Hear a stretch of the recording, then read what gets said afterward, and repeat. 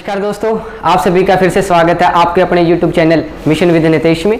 तो आज हम आपको मैट्रिक्स का आगे का जो पोर्शन आखिरी जो पोर्शन बचता था symmetric and skew symmetric matrix, जो पेपर पॉइंट ऑफ व्यू से सबसे ज्यादा इंपॉर्टेंट पार्ट है इस चैप्टर का मैट्रिक्स है। क्योंकि आपने देखा होगा हरियाणा पुलिस एसआई में, कांस्टेबल में, क्लर्क में, यहाँ से इस टॉपिक से बेहद ही बेहतरीन क्वेश्चन और बिल्कुल बेसिक क्वेश्चन आपसे पूछे जाते हैं। लेकिन अगर आपने कॉन्सेप्ट क्लियर है तभी तो आप उन चीजों को कर पाओगे। तो इसके लिए अगर आपने अपना फ्यूचर देखना है और इन क्वेश्चंस को टिप्स पे करना है तो भाई इस वीडियो के साथ बने रहना है। तो हम स्टार्ट करते हैं आपका topic symmetric and skew symmetric.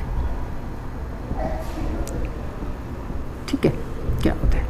इससे पहले एक बात कहूंगा मैं, जैसे कि मैंने एक मैट्रिक्स दे दी ए कोई मैट्रिक्स है 1 2 2 3, ये कोई मैट्रिक्स है।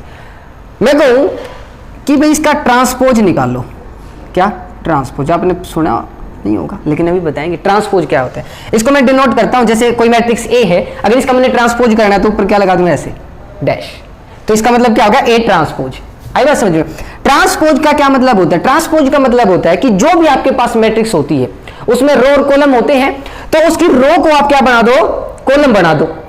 रो को क्या बना दो? कॉलम बना दो। जितनी भी भाई ये फर्स्ट रो को क्या बना दिया? कॉलम 1 2, सेकंड रो को क्या बना दिया? कॉलम 2 3।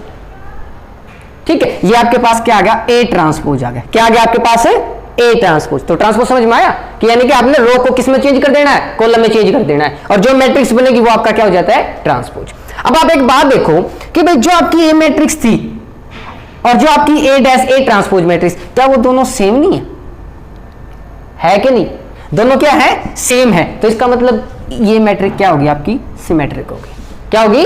सिमेट्रिक होगी। यानी कि सिमेट्रिक के लिए मैं क्या कहूंगा कि कोई मैट्रिक्स ए और उसका ट्रांसपोज अगर इक्वल है तो मैट्रिक्स इज सिमेट्रिक। और अगर कोई matrix A minus A transpose यानी कि अपने ट्रांसपोज के नेगेटिव के इक्वल है तो वो आपकी क्या होगी? Skew symmetric. कैसे? जैसे कि मैंने बोल दिया कि मैट्रिक्स ए 0 1 -1 0, ये मैट्रिक्स बोल दिया। ठीक है, अब मैं आपसे कहूंगा कि आपने चेक करना है कि भाई ये स्क्यू सिमेट्रिक है या नहीं है। आप क्या कहोगे? सर पहले इसका क्या ले? ट्रांसपोज ले। ट्रांसपोज क्या होता है? सर रो को कॉलम में चेंज कर दो, मतलब ये रो है 0 1, इसको मैंने क्या बना दिया? कॉलम बना दिया। दूसरी रो -1 0, कॉलम बना दिया। कोई दिक्कत नहीं ना?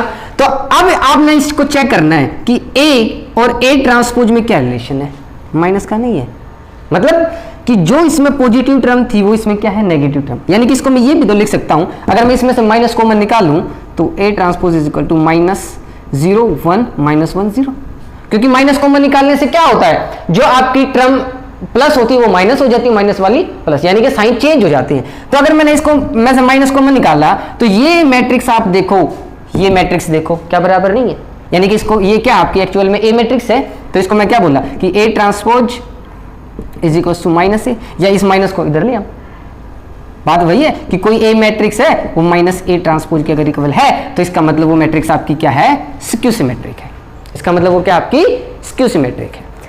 यहां से एक बात और याद रखना है कि कोई मैट्रिक्स ए और उसका ट्रांसपोज,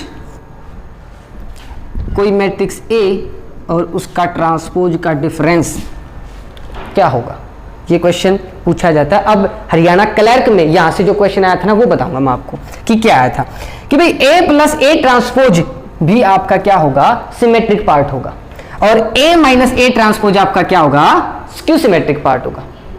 ठीक है, चेक करके देख लेना, कोई भी एग्जांपल आप लेके देख लियो। ठीक है, या यहीं से लेके देख लो कि ए प्लस ए ट्रांसपोज, ए आपके पास ये है, ठीक है, और इसका ट्रांसपोज ये है। कोई और ले लो भाई, जैसे मैंने बोल दिया 1 2 3 4, और इसका ट्रांसपोज आपका क्या हो जाएगा? 1 2 3 4।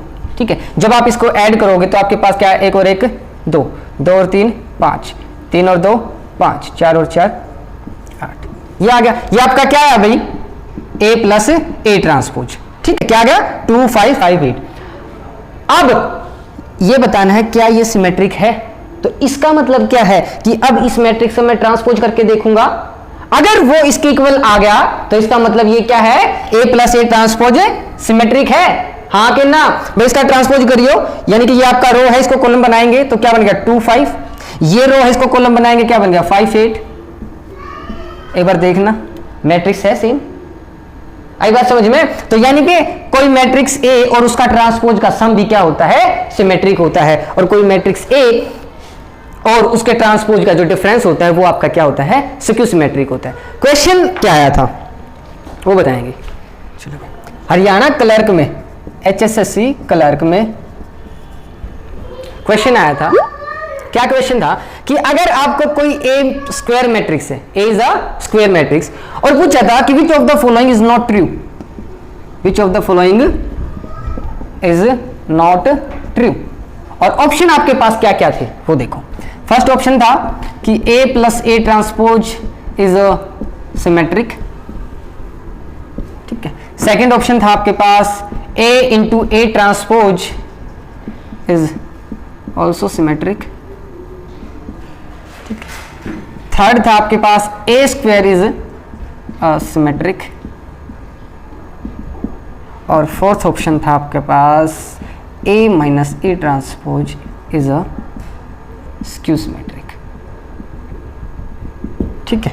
ये था आपके पास क्वेश्चन कि A is a square matrix, तो which of the following is not true, इनमें से कौन सा कथन सत्य नहीं है। तो इसका मतलब 3 कथन ऐसे होंगे जो आपके सत्य हैं।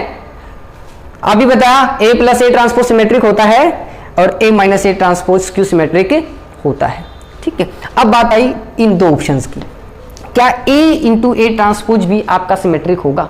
बिल्कुल होगा, करके देख लियो। कोई भी आप ले लो भाई, कोई मैट्रिक्स मैंने ले ली 0 1 1 2, ठीक है। ये कोई आपके पास ए मैट्रिक्स है। अब इसका अगर मैं, चलो ये तो सेम ही हो जाएगा, चलो यहाँ कुछ चेंज कर देते हैं, 0 1 2 0 ऐसे 2 कर दिया, ठीक है। तो अगर इसका ट्रांसपोज की बात कहूँगा तो आप क्या कहोगे सर, 0 1 2 2, ये होगा। अब इन दोनों के प्रोडक्ट की बात, थर्ड ऑप्शन ये है ना, A into A transpose is a symmetric part, आपने चेक करना है। तो आप क्या कहोगे सर, फर्स्ट रो को फर्स्ट कॉलम के साथ करें, क्या होगा भाई, 0 को 1 के साथ 0, 1 को 1 के साथ 1, 0 प्लस 1 क्या होता है 1 होता है, आई बात समझ में। फिर फर्स्ट रो को सेकंड कॉलम के साथ 0 को 2 के साथ 0, 1 को 2 के साथ 2 होगा। फिर है अब बात आ गई सेकंड की, तो सेकंड रो फर्स्ट कॉलम 2 की 0 के साथ 0 और इस 2 की 1 के साथ 2, तो क्या बचा 0 प्लस 2 2। सेकंड के साथ करेंगे तो 2 2 जा 4 और 2 2 जा 4, 4 और 4 कितना होता है 8 होता है, कोई दिक्कत। ये आपके पास क्या आ गया, ए इंटू ए ट्रांसपोज आ गया ना। अब आपने ये बताना कि क्या ये सिमेट्रिक पार्ट है कि नहीं है। तो अगर सिमेट्रिक पार्ट प्रूव करना है तो इसका मतलब जो आपके पास ए इंटू ए ट्रांसपोज है उसका आपने फिर से ट्रांसपोज करना पड़ेगा, क्योंकि ट्रांसपोज करने के बाद ही आपने पता लगेगा कि मैट्रिक्स आपकी सिमेट्रिक है या नहीं है। तो आप क्या कहोगे सर, इसका ट्रांसपोज करा तो ये बन गया आपका, इस रो को कॉलम बनाया तो 1 2, इस रो को कॉलम बनाया तो क्या बन गया 2 8। देखिए भाई क्या होगा, आगे बराबर। तो इसका मतलब क्या, सिमेट्रिक होगा, होगा सिमेट्रिक। तो कौन सा कथन गलत है, तो आपका ये वाला होगा, ए स्क्वायर सिमेट्रिक पार्ट नहीं होगा। हो भी सकता है लेकिन नहीं भी, ऑलवेज ट्रू नहीं होगा। लेकिन ये तीनों के तीनों कथन क्या होंगे, ऑलवेज ट्रू होंगे, लेकिन ये ऑलवेज ट्रू नहीं होगा। आई बात समझ में। तो ये छोटी छोटी चीजें हैं, बेसिक सी चीजें हैं। तो आपने अगर पेपर में आप ये सोचो कि सर हम किस तरीके से एग्जाम्पल ले रहे हैं, तो अगर आपने सिमेट्रिक पार्ट के लिए एग्जाम्पल लेना है ना, सिमेट्रिक पार्ट के लिए, तो आपने क्या करना है कि एक डायगोनल को इक्वल बना लो।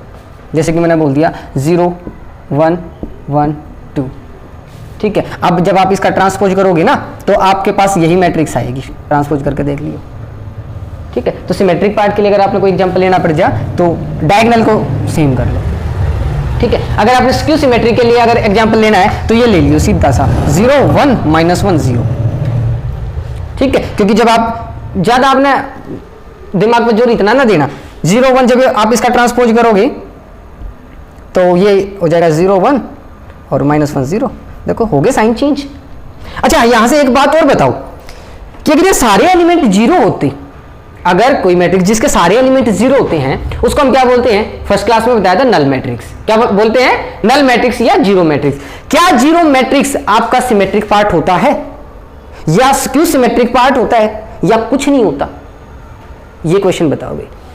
मैंने क्वेश्चन बोल दिया कि ब्लैंक देकर बोल दिया कि ब्लैंक, या 4 ऑप्शन दे दिए, विच of the following matrix is a both symmetric and skew symmetric part, या मैंने बोल दिया कि नल मैट्रिक्स इज अ, और ऑप्शन दे दिया मैंने सिमेट्रिक, दूसरा ऑप्शन दे दिया स्क्यू सिमेट्रिक, और तीसरा ऑप्शन दे दिया मैंने डायगोनल मैट्रिक्स, और चौथा ऑप्शन दे दिया मैंने ए और बी दोनों। तो आपका क्या होगा? जो आपकी नल मैट्रिक्स होती है ना, नल मैट्रिक्स यानी कि जिसके सारे एलिमेंट क्या होते हैं? 0, वो आपकी दोनों होती है, वो आपकी सिमेट्रिक भी होगी और आपकी स्क्यू सिमेट्रिक भी होगी। आई बात समझ में? क्योंकि अगर ये कोई ए मैट्रिक्स है, अगर इसका आप ट्रांसपोज करोगे तो सारे एलिमेंट 0 हैं, तो कोई दिक्कत नहीं, तो A is equal to A transpose आ गया। तो इसका मतलब इससे आपको क्या प्रूफ होता है कि ये आपका सिमेट्रिक है। लेकिन स्क्यू सिमेट्रिक के लिए आपका क्या होता है? नेगेटिव। अब भाई 0 क्या नेगेटिव कुछ काम नहीं करेगा, तो इसका मतलब मैं इनको ऐसे भी लिख सकता हूं, क्या फर्क पड़ता है? नहीं ना। तो इसका मतलब मैं यहां से ये भी बोल सकता हूं कि A matrix is equal to negative of A. आई बात समझ में? तो इसका मतलब इस पार्ट से मेरे को ये पता लग गया कि ये क्या होता है? Skew symmetric.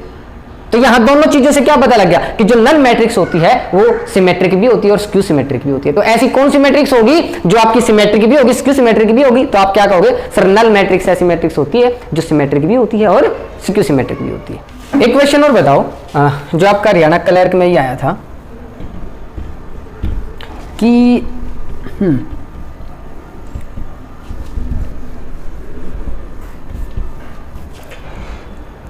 क्वेश्चन था कि आपको दे दिया एक मैट्रिक्स दे दी ए, और वो दे दी cos alpha minus sine alpha और साइन अल्फा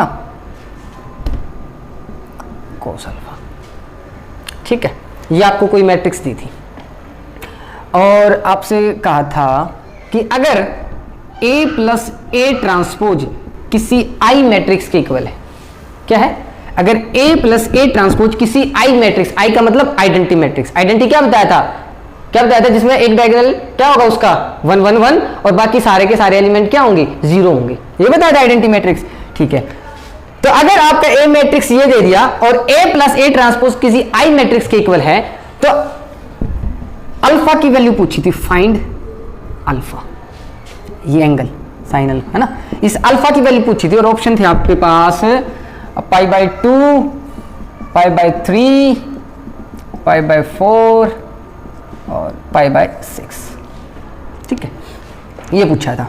तो क्या होगा भाई, कैसे करोगे? अब आपने बताया कि भाई ए प्लस ए ट्रांसपोज, आपने ट्रांसपोज का भी पता है, मैट्रिक्स को ऐड करना भी पता है, आपने आइडेंटिटी मैट्रिक्स का भी पता है, और जब दो मैट्रिक्स इक्वल होते हैं तो उनके कोरस्पॉन्डिंग पार्ट भी इक्वल होते हैं, आपको ये भी पता है। तो फिर क्वेश्चन में करना क्या था? कुछ भी नहीं, सारी चीजें तो आपको पता है, तो कोई दिक्कत वाली बात नहीं। तो भाई चलो ए है तो ए ट्रांसपोज आपके पास क्या होगा?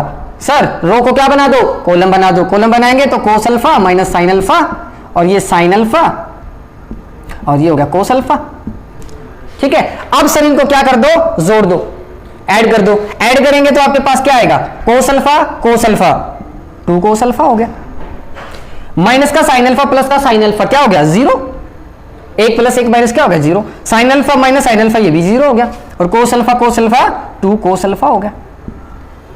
जुड़ गया, आइडेंटिटी मैट्रिक्स के इक्वल है। आइडेंटिटी मैट्रिक्स क्या होगी? ये होगी। डायगोनल क्या है? एक डायगोनल 1 1 है, बाकी एलिमेंट क्या है उसके? 0 है। तो अब एक बात बताओ, ये मैट्रिक्स जब इसकी इक्वल है तो इनके कोरस्पॉन्डिंग एलिमेंट इक्वल होंगे कि नहीं होंगे? तो मतलब मैं यहां कह सकता हूं कि 2 कोस अल्फा बराबर किसके होगा? 1 के होगा, और यहां से भी मैं कह सकता हूं कि 2 कोस अल्फा किसके बराबर होगा? 1 के बराबर होगा। तो ये बात सत्य है। अगर इस 2 को मैं उस तरफ लेके जाऊं तो मैं ये कह सकता हूं कि cos alpha is equal to 1/2, cos alpha is equal to 1/2, और 1/2 कोस में कहां होती है वैल्यू? कहां होती है भाई? कोस कितना? हाँ बोलो, कोस 60 डिग्री। हाँ कि ना? कोस 60 डिग्री, क्योंकि साइन 30 की वैल्यू होती है ना आपकी 1/2, तो साइन 30 तो कोस 60। तो अगर साइन और कोस के एंगल 90 है तो उनकी जो वैल्यू होती है वो बराबर होती है। तो वो साइन 30 तो 90 बनाने के लिए कोस का एंगल कितना चाहिए? 60। तो कोस 60 की वैल्यू बराबर होगी। तो कोस 60 किसके इक्वल होता है? 1/2 के। तो यहां से मैं क्या कह सकता हूं? कोस अल्फा की वैल्यू क्या आ गई?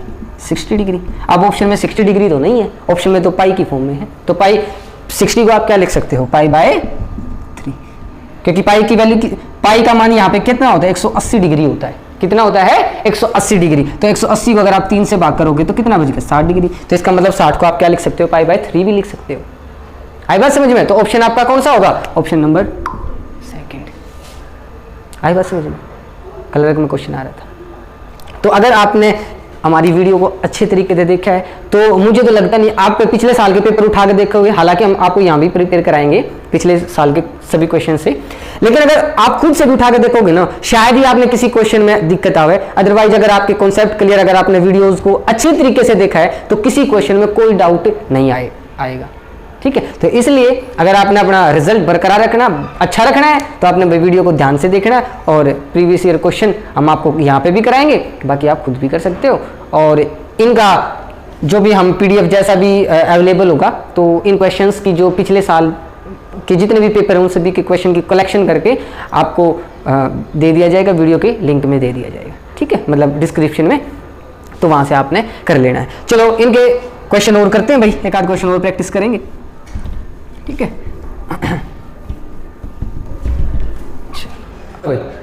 ये क्वेश्चंस हैं, ये आपने एक बार खुद से ट्राई करने हैं, बता देते हैं कैसे होंगे।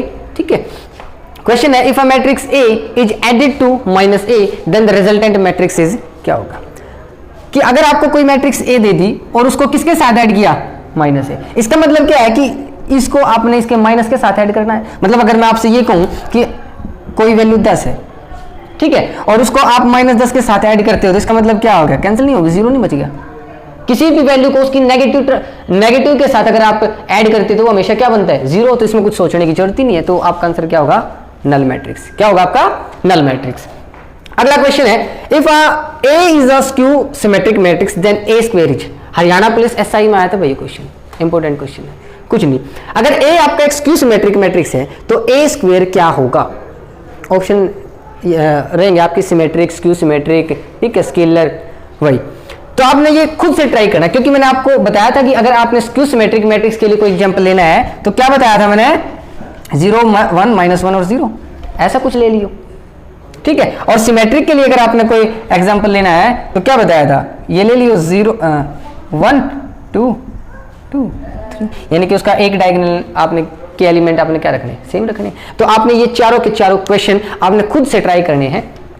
ठीक है, और कमेंट बॉक्स में इनका आंसर हमें बताना है। ठीक है, ताकि हमें भी ये हो कि हाँ हमने जो पढ़ा है क्या आपने कुछ समझ आया, क्योंकि ये क्वेश्चन आपके सारे एग्जाम में आए हुए क्वेश्चन है। तो अगर आपसे ये होगी तो इसका मतलब हमारा पढ़ाना कुछ हद तक अच्छा रहा होगा। ठीक है, तो इन सभी के आपने कमेंट बॉक्स में आंसर बताने हैं। तो आई होप कि आपको अच्छी लगी होगी वीडियो, और बेहतरीन वीडियो।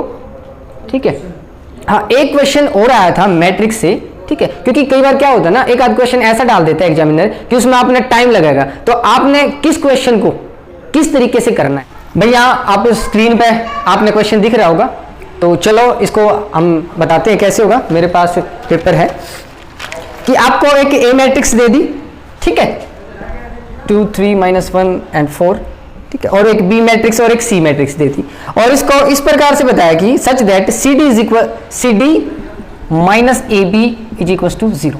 चलो, अगर CD माइनस AB 0 के इक्वल है तो इसका मतलब मैं ये भी कह सकता हूं कि CD is equal to AB होगा, हाँ या ना। जहां पे आपने A B C का तो पता है, D का नहीं पता, और D आपने बताना है कि D क्या होगा। ये जो चार ऑप्शन आपको दिए गए हैं इनमें आपने बताना है D का वैल्यू क्या होगा। अगर आप इसमें सोल्व करने बैठ जाओगे तो आपकी कम से कम ज्यादा नहीं कहता 5 मिनट खत्म। लेकिन हम कैसे करेंगे, टेक्निक कि भाई आप A B निकाल सकते हो, 2/2 ऑर्डर की है, 2 -1 3 4 और 5 2 7 4।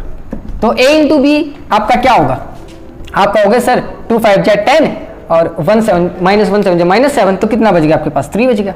सेकंड के लिए 2 2 जा 4 और -4 कितना हो गया, 0 हो गया। अगला 3 5 जा 15 और 7 4 जा 28, 15 और 28 कितना हो गया, 43।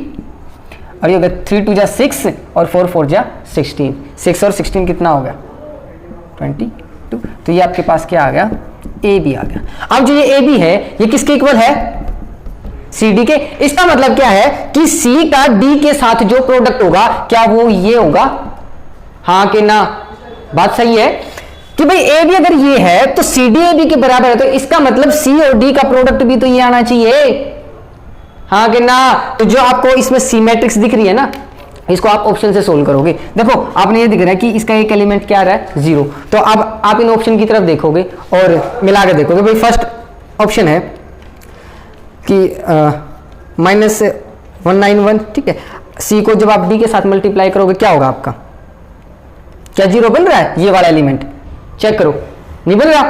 अगला देखो भाई बी ऑप्शन, बी को आप इसके साथ करोगे तो इसका मतलब क्या है, फर्स्ट रो को आपने सेकंड कॉलम के साथ मल्टीप्लाई करना है, तो सेकंड के साथ करोगे तो क्या आपका आ रहा है 0, ये वाला एलिमेंट नहीं आ रहा। सी ऑप्शन के साथ करोगे 1911 नहीं आ रहा। डी के साथ करो भाई फर्स्ट रो को सेकंड कॉलम के साथ, तो 2 की 1,110 के साथ करोगे कितना आ गया 220 प्लस क्या होगा 5 इंटू -44, 5 इंटू -44 कितना होगा माइनस का 220, क्या आ गया 0। तो इसका मतलब ऑप्शन नंबर कौन सा होगा, चौथा होगा, ठीक है। तो बाय ऑप्शन से आपने इस क्वेश्चन को करना था, ठीक है। यहां पे आपने दिखा होगा टाइम लगा है, लेकिन जब आप क्वेश्चन को सोल्व करोगे ना, जब आप न पता है इन चीजों का तो ज्यादा टाइम नहीं लगना, क्योंकि आप मैच्योर बच्चे हो और ये टेक्निक अपने माइंड में बना कर है, और ज्यादा वो नहीं, आप सीधा देखोगे ऑप्शन की तरफ, नहीं ये वाला नहीं बन रहा। क्योंकि आपने ये एक बात और देखो कि भाई 0 तभी तो आएगा ना जब एक वैल्यू प्लस होगी और एक वैल्यू माइनस होगी। भाई ये वाला एलिमेंट 0 तभी तो आएगा जब एक प्लस और एक माइनस। तो भाई सी के साथ अगर आप फर्स्ट वाले सेकंड वाले ने चेक करो, सेकंड वाले तो दोनों प्लस हैं, तो सेकंड ऑप्शन और थर्ड ऑप्शन तो आप वैसे ही कट कर दोगे। आपने देखना कौन सा फर्स्ट और फोर्थ, नहीं लगा ना टाइम, फर्स्ट आपको दिख रहा है नहीं हो रहा, तो ऑप्शन क्या बच गया फोर्थ, क्वेश्चन खत्म, ठीक है। तो आपने पेपर में आप क्वेश्चन को किस प्रकार से ट्रीट करते हो वो चीज भी आपने, क्योंकि कई बार क्वेश्चन को आपने किससे, मेंटलिटी आपकी अच्छी होनी चाहिए, तो आपने ऑप्शन मेथड से भी उसको सोल्व करना पड़ सकता है, ठीक है। तो वो आप तभी कर पाओगे जब आपके बेसिक क्लियर है, आपको पता है चीज़ों का, तो आप किसी भी क्वेश्चन को आसानी से कर दोगे। बाकी कोई भी अगर आपको डाउट है, किसी भी क्वेश्चन में डाउट है, तो आप बता दोगे, कमेंट बॉक्स में डाल दोगे, हम आपकी सभी क्वेरी को ठीक करेंगे, ठीक है। तो धन्यवाद आज की क्लास, ठीक है। तो यहाँ तक आपका जो मैट्रिक्स था वो खत्म है। अब हम नेक्स्ट वीडियो में क्या कराएंगे, आपको डिटर्मिनेंट के बारे में बताएंगे, और 2-3 वीडियो में डिटर्मिनेंट भी बिल्कुल बेसिक से लेके आपके हाई लेवल के जो आपके जितने भी क्वेश्चन पूछे गए हैं या आगे पूछे जा सकते हैं, सभी क्वेश्चन को आसानी से करेंगे और आग लगा देंगे अब की बार तो HSSC में, ठीक है। तो धन्यवाद।